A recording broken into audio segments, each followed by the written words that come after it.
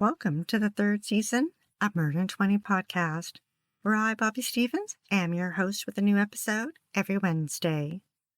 If you're a serious fan of true crime and love listening to podcasts, but don't want all that small talk, you've come to the right place. We get right to the facts. Murder in 20 episodes are concise and complete in 20 minutes. Less talk and more true crime. We're an independent podcast with over 125 free episodes. We love what we do and are dying to continue. If you enjoy listening to Murder in 20 every week, we'd be eternally grateful for your support by visiting Patreon, PayPal, or murderin20.com. Thank you for helping us keep our creative minds riding into the wee hours of the night. Be sure to like, share, and follow us to learn about upcoming episodes every Wednesday. Thanks for tuning in.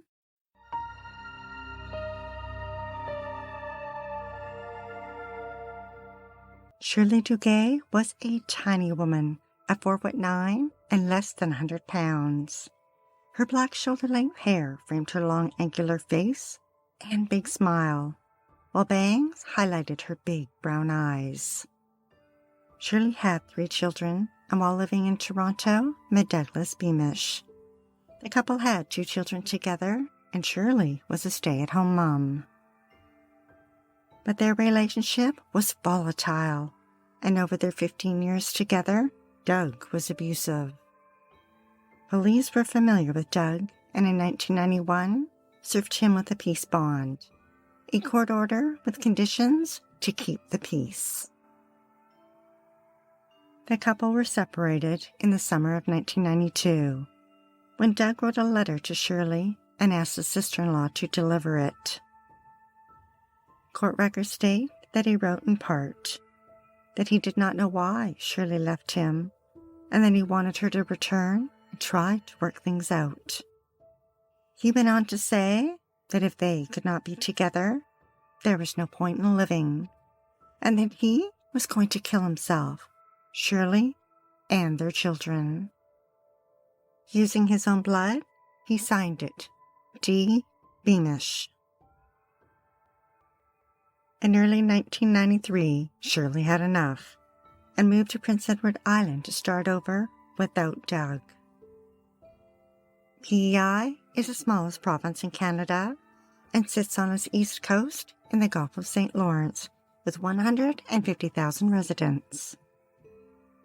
This tiny island produces 25% of potatoes consumed for the entire country.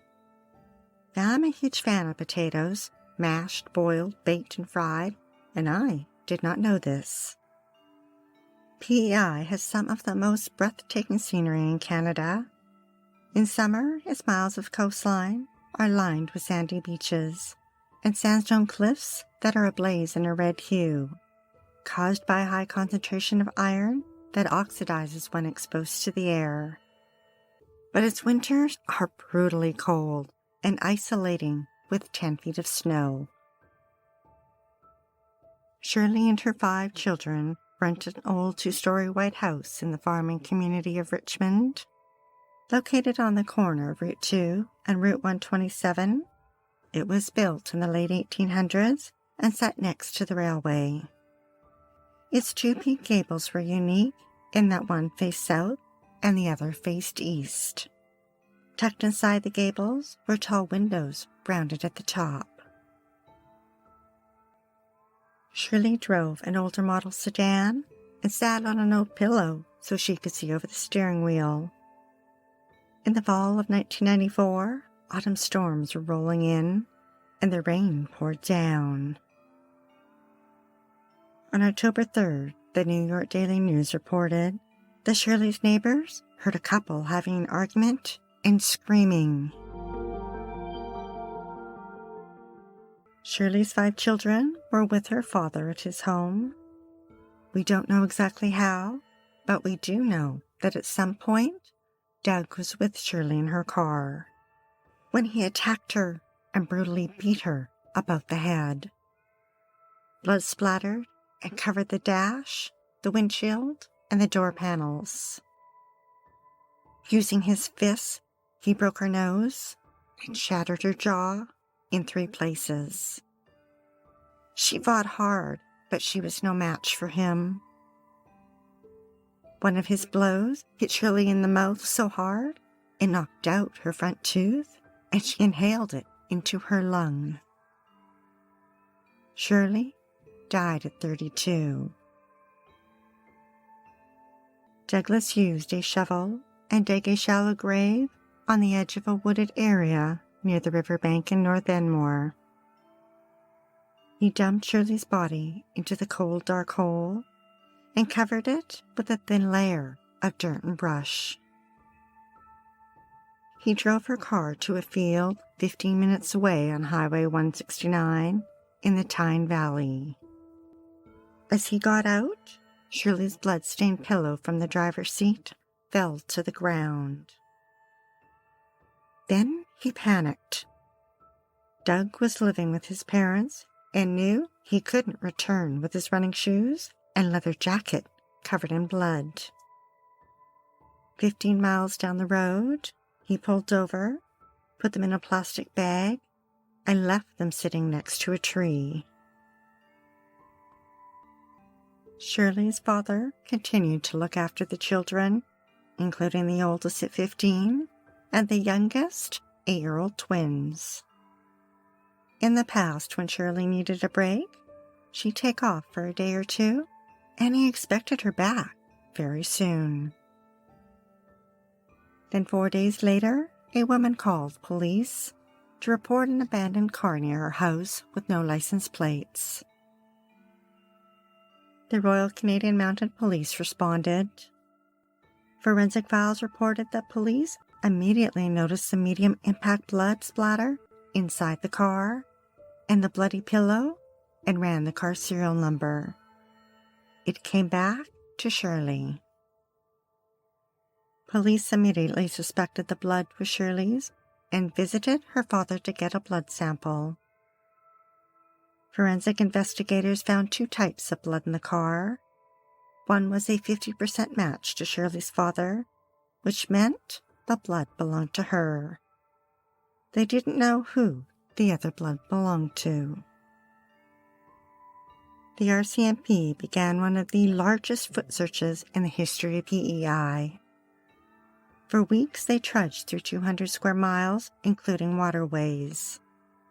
They used any means they could to find her, including psychics, one of whom predicted Shirley was buried near water and pine trees. But the area was vast and covered in pine trees, and the Enmore River, although less than a mile long, fed out into the bay. A half-mile from the car, police found a shovel with 2 black hairs. They were compared to hairs from Shirley's hairbrush and microscopically appeared similar. 15 miles away, they discovered a plastic bag with bloody running shoes and a leather coat. The shoes were a size 9 and the leather jacket was too big to belong to Shirley. Police asked Shirley's father if she had any enemies. He immediately responded, her ex-common-law husband, Doug. Police interviewed Doug at his parents' home. He denied knowing where Shirley had gone and inferred that she had abandoned him and their children. Just then, Constable Roger Savoy noticed the family's all-white cat. As it strode by, it briefly rubbed against his pant leg. They asked Doug what size shoe he wore and weren't really surprised when he replied, size 9. Then they asked if he owned a leather jacket, and he claimed he did not. Shirley had been missing for 3 weeks. Winter was moving in, and police feared the snow would hamper their efforts. On October 22nd, 150 soldiers from the Canadian Forces gathered in Richmond. Walking shoulder to shoulder, they used metal poles and metal detectors to search the underbrush. Meanwhile, police asked a forensic podiatrist to examine the running shoes. Everyone has a footprint that is unique to them, created by pressure points when they walk. Police got a warrant to get a sample of Doug's footprints. He stepped into styrofoam molds, then plaster of Paris was poured into the impressions. The podiatrist compared the molds of Doug's feet. They were a perfect match. Forensic examination of the leather jacket found 20 white hairs in its lining. Under a microscope, it was confirmed that the hairs were not human, but rather belonged to a cat. Constable Savoy thought back to their interview and Doug's white cat, and he wondered if there was a way to determine if those hairs came from the same cat. He began calling scientists around the world. Over the winter, the ground froze, and Shirley's body was entombed in the frozen earth. Then in May, a fisherman walking towards the river noticed a mound of brush that seemed out of place. He went to investigate, pulled away the dried brush, and was horrified to be staring at a shallow grave. Constable Savoy arrived just as it started to snow. It was unusual for this time of year. Although all he had on was a light rain jacket, he took it off and covered Shirley's grave to preserve any evidence. Shirley's autopsy determined that she died from blunt force trauma. The town held a funeral and lovingly laid her to rest. After hundreds of phone calls, Constable Savoy discovered that no one anywhere had ever tested a cat hair. But he refused to give up. Then he heard about a geneticist, Dr. Stephen O'Brien, who worked at the National Cancer Institution in the U.S., and he was one of the world's authorities on feline DNA. He made one more call. Dr. O'Brien was intrigued and agreed to give it a try. To do that, they would need a blood sample from Doug's cat, Snowball. Police obtained a subpoena and arrived at the house. Snowball seemed to sense something was up and took off running, dodging behind couches and under beds. Eventually, Snowball was caught. To maintain the chain of custody of the evidence, Constable Savoy supervised the vet withdrawing the blood and took the blood samples along with the white hairs and personally flew with the samples and hand-delivered them to Dr. O'Brien. Under examination, he and his team discovered that a single hair contained a root. From it, they were able to extract DNA, which was found to be a perfect match to Snowball. But there was a concern that PEI, being such a small island, may have cats that were inbred, and they wondered if that would mean they would have similar DNA. To find out, they took samples from 20 cats in the area. Although the sample was small, the results were genetically so diverse, meaning the chance that the hair found on the leather jacket did not belong to Snowball was 1 in 70 million. The unknown blood in Shirley's car was identified. 50% belonged to Shirley, the other 50% to Doug.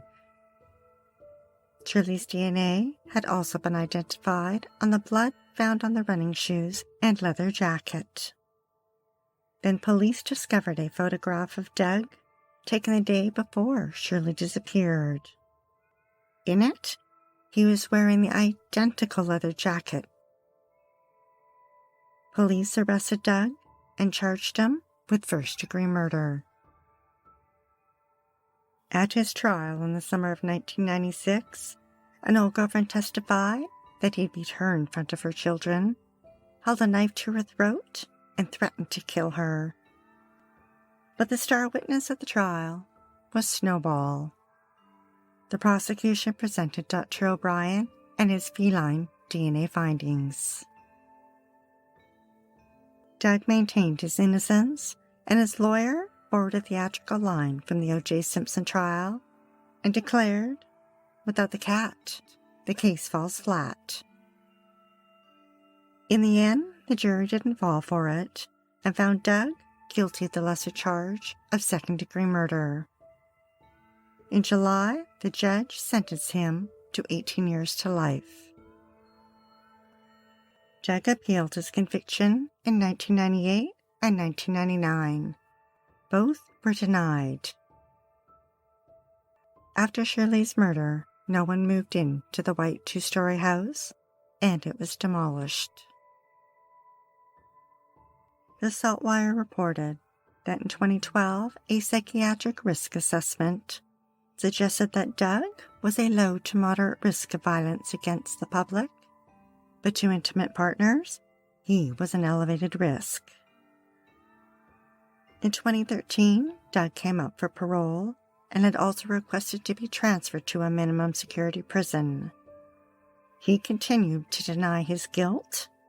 The parole board noted that he had 17 disciplinary convictions and numerous charges for disobeying prison rules, and that he lacked the understanding of why he continued to act out violently.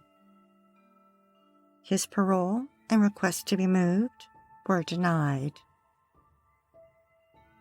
In late 2021, Doug was moved to minimum security at the Dorchester Penitentiary in New Brunswick. The next year, he came up for partial parole. Appearing by video link, he finally admitted to killing Shirley.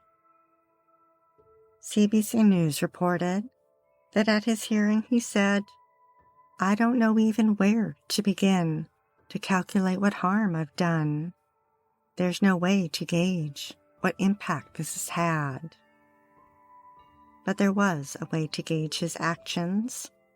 Shirley's sister Marie spoke at the hearing and said, "The heart-wrenching domino effect of loss and pain will never go away." After Shirley's murder, another one of her sisters drowned her pain in alcohol, while her husband died by suicide, and their father suffered 13 heart attacks.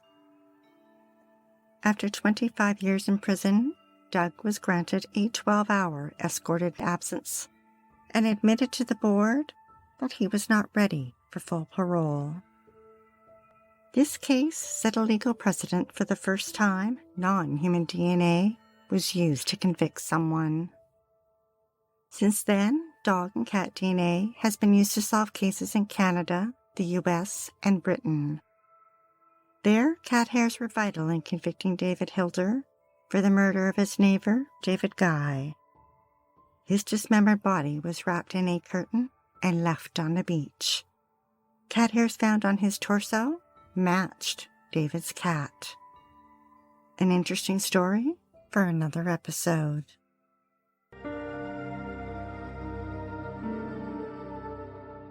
Thanks for listening to Murder in 20 with less talk and more true crime. Be sure to tune in next Wednesday for the episode of Sonia Herrick Stone. In 1981, Sonia was brutally murdered at the age of 30. Her neighbor Michael went on trial for her murder, but the jury was deadlocked. Investigators waited almost 40 years to reopen her cold case. This time, DNA convicted Michael.